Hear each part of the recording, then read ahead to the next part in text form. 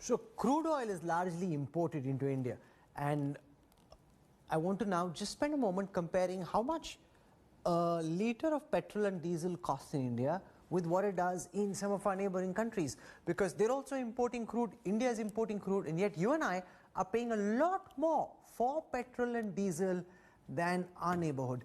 Take a look at this report. Fuel prices at a record high, burning holes in the common man's pockets. The rise in prices is unprecedented.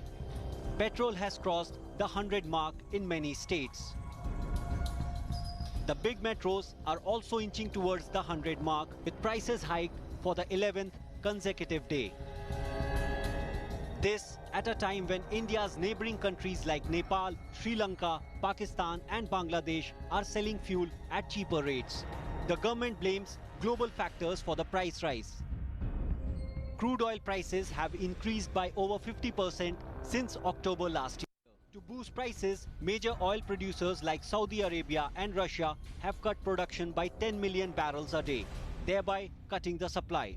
Most importantly, fuel remains a cash cow for both centre and states, who have increased excise taxes and sale taxes to boost revenues.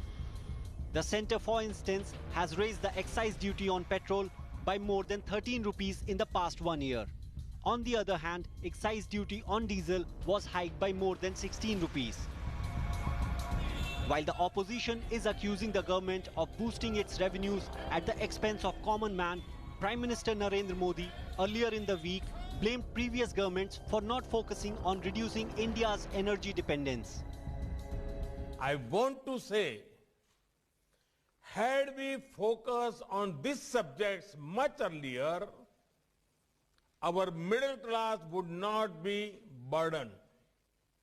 Now, it is our collective duty to work towards clean and green source of energy.